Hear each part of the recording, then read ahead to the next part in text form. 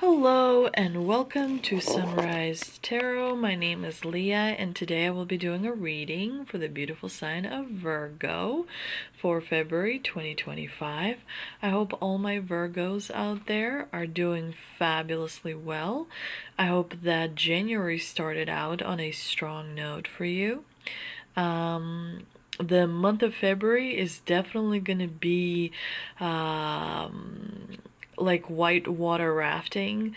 There's going to be things coming at you from different directions, but you're prepared. You are experienced, especially because you have the World card in the past position. But yeah, let's remember that this is a general reading, so there will be parts that may not resonate with you. Only take the parts that do and leave the rest for someone else. I've already meditated on the cards, I've already shuffled the cards, and this is the spread that I have for you today. In the past position, we have the World card, clarified by Strength. In the obstacle position, we have the Ace of Pentacles, clarified by the Page of Swords. I really enjoy that card, very beautiful card. We also have the Eight of Cups in the present position, clarified by the Two of Cups in the clarifying position, and then you have the Eight of Swords in the future outcome position, clarified by the Four of Wands.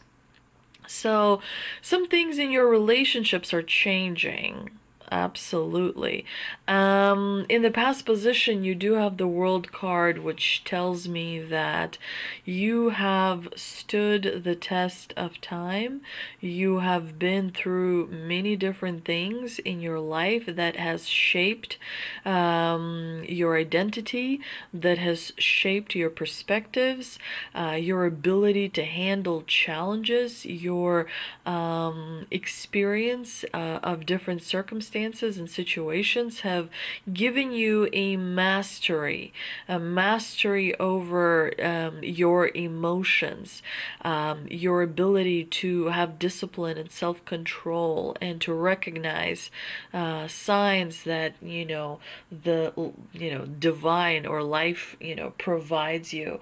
Your awareness has increased, your consciousness has expanded, which tells me you pay attention and observe far more keenly than you used to do before. Your persistence has also paid off by allowing you to overcome challenges. You're definitely a very reliable soul. You are a very strong soul. Yeah, with the strength in the clarifying position, you've really polished your ability to have a vision, your ability to use soft power in forms of influence, like the resilience that you have because of many different things that you've seen is quite astonishing. And so just one glance from you affects people and people around you and influences people around you as well. And you're definitely recognized as someone who's very successful and who is very strong and whose opinion matters a lot. In the obstacle position, you have the Ace of Pentacles, which is my favorite card. I really love the Ace of Pentacles because it's a card of stability and new opportunities coming in. For some of you, a physical location may be an obstacle. So in order for you to reach some sort of a goal that you've set for yourself, you're going to have to move or commute or something to do with travel, because where you are, you may not have access to whatever it is that you need. For others, the Ace of Pentacles in the obstacle position tells me that it could have been like a false opportunity, a false start, some kind of an opportunity that didn't materialize in the way that you thought it would. And I think that it was there to kind of help you learn something new about yourself. Um, and re-examine your lifestyle choices, lifestyle habits. That is happening a lot to a lot of people where they have to re-examine certain things that they choose to do in their life. And maybe move towards more wholesome lifestyles, where you don't do volume eating, where you do get enough rest, where you do focus on creating and doing, healthy things for the soul. Um, the Page of Swords in the clarifying position does tell me that you may be overthinking too much, spending too much in your head. Um, not connecting to yourself in a positive way. It's important to remember that you're not your job, you're not your family, or, because once you lose the body, all of that goes away. So first and foremost, you have to connect with yourself and do things that you find meaning in. This is not a bad card. We see this person standing and looking like he's going towards this castle.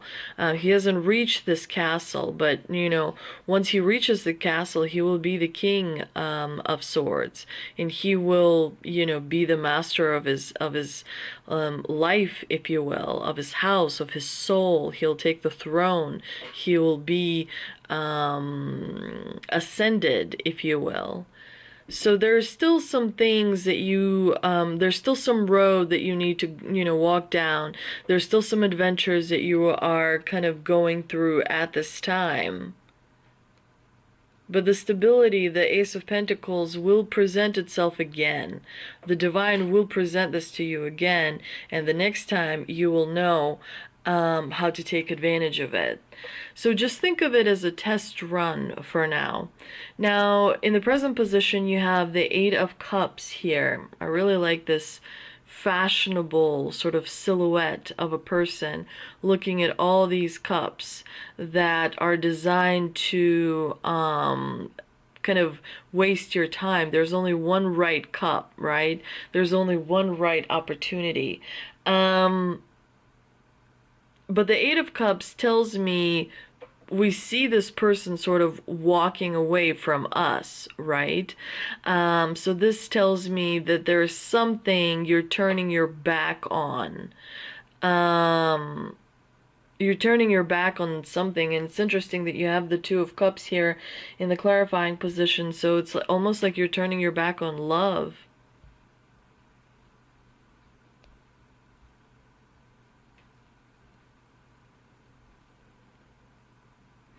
You are seeking a more meaningful relationship, because that's why the cups are there. The cups are all about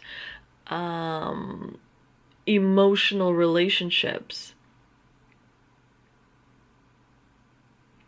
And in 2025, it's important to remember that relationships can be reborn. Situations can have new life breathed into them. And of course, as I was talking, the camera went out. It was weird because I had enough charge. So anyway, I am back, and I was talking about the Eight of Cups is a card of walking away, but it's not necessarily, the Two of Cups doesn't necessarily have to be about love. It can be about partnership. It can be about friendship. It can be about some kind of like a connection that you have with another person, and you've realized that emotionally, ultimately, it is not bringing you the fulfillment, the understanding, the support that is now that is no longer important to you. Like what it's bringing is no longer important to you, because inside of you, you've developed a different emotional branch. You've developed a different emotional need. That you want to pursue, that you want to fulfill. And so this particular friendship is kind of like more closely tied to your identity that is no longer. So you've shed the older identity, and this friendship, partnership, love, whatever it may be, is more tied to that old identity that you used to have. And of course, there's a lot of self-doubt that you will be experiencing. Was it the right choice? Maybe I should have, stuck it out. Maybe I should have been more committed. Maybe I shouldn't pursue these new emotional needs that I have. And so there's quite a sort of beating yourself up over how you may see yourself in this community, right? The Eight of Swords definitely talks about confusion that you experience that comes from your thought patterns, confusion that comes from constantly kind of asking yourself, was that the right choice? Am I making the right choice now? Should I be in this situation? Should I return to the past situation?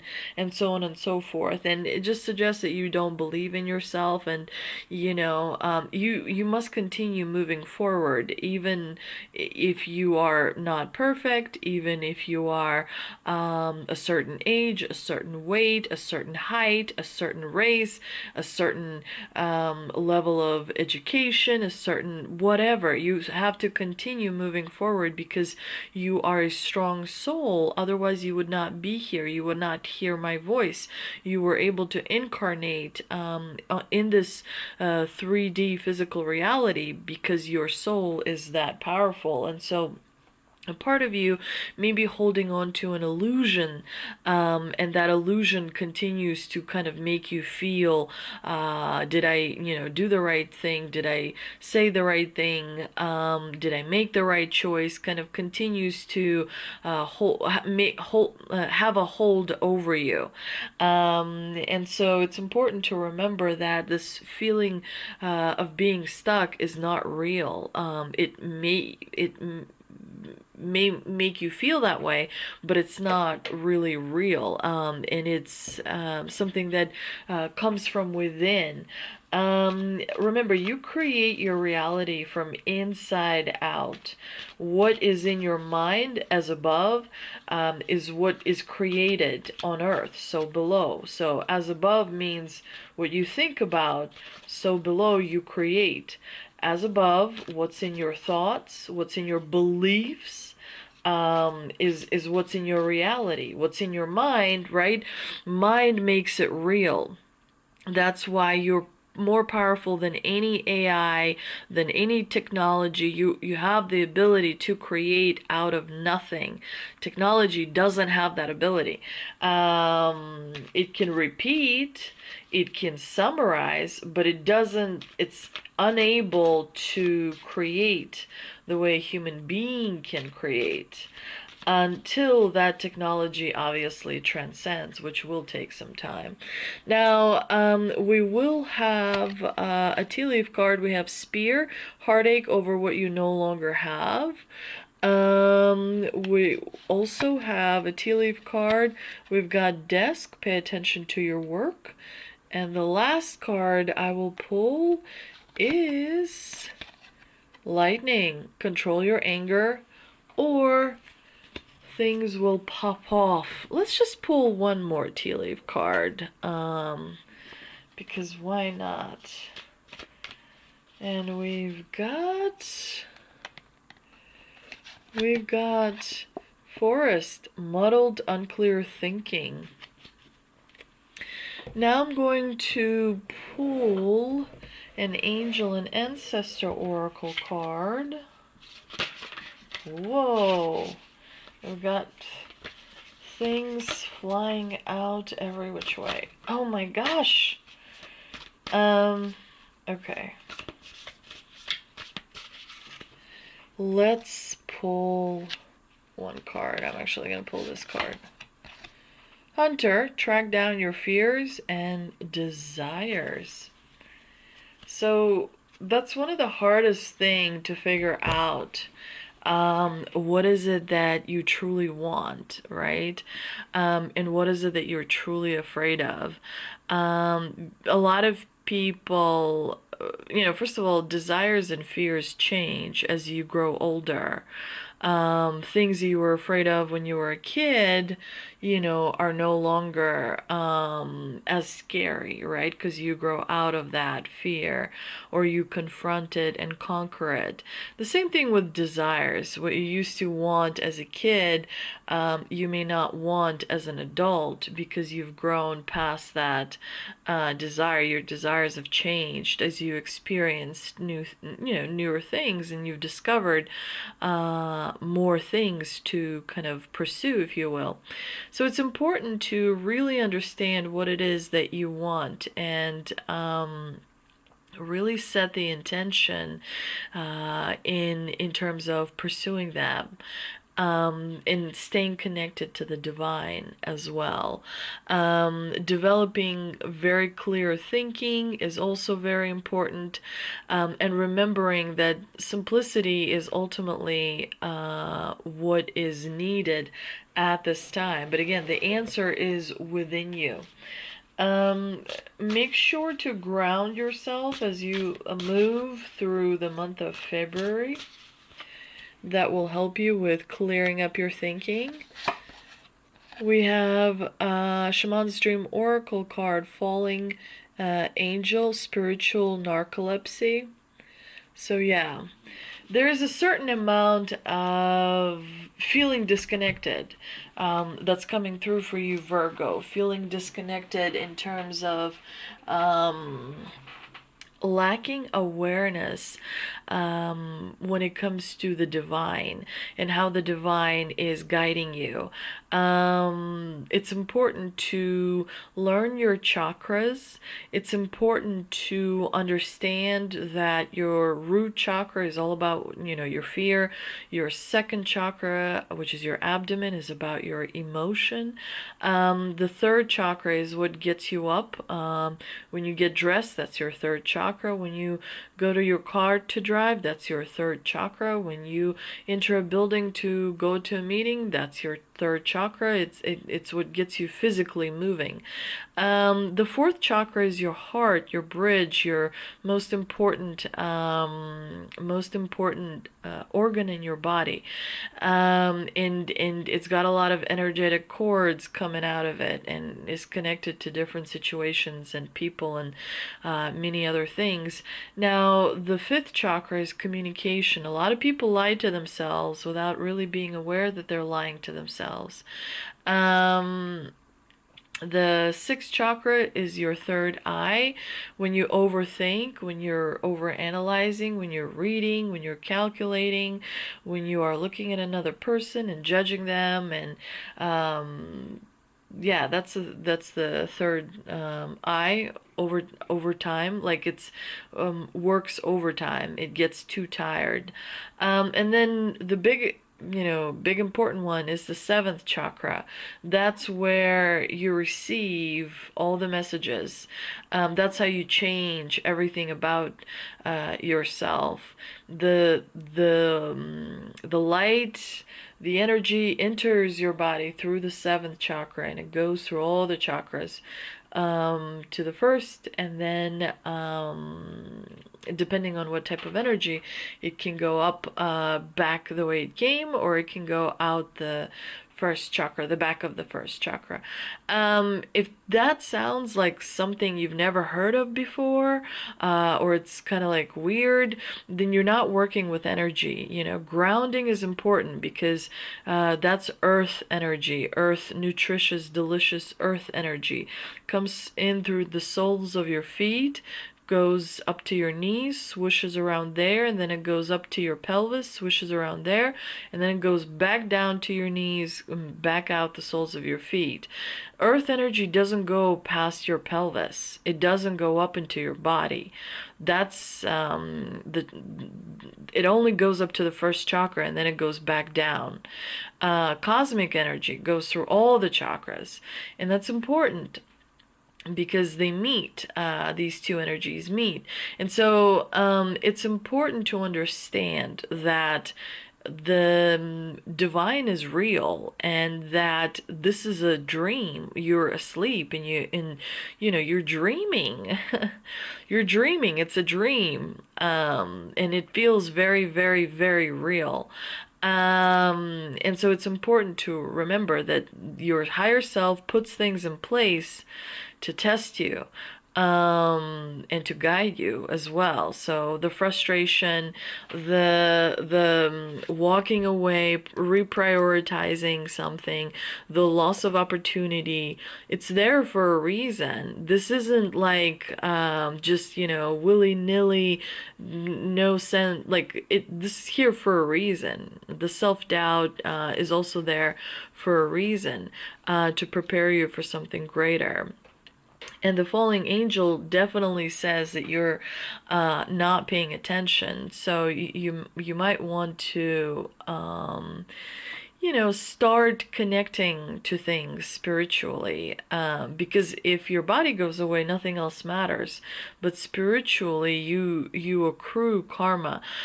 This has been proven by friends, enemies, by old, new, by fat, skinny, by this has been proven over and over and over again. So it's not like spirituality is some sort of a hoax or not real. It's time to wake up, and get connected to your higher self so you can start fixing some of these things. I hope you enjoyed this reading, dear Virgo. If you did, please do like, share, and subscribe. Thank you so much for visiting my channel, and I'll see you next time.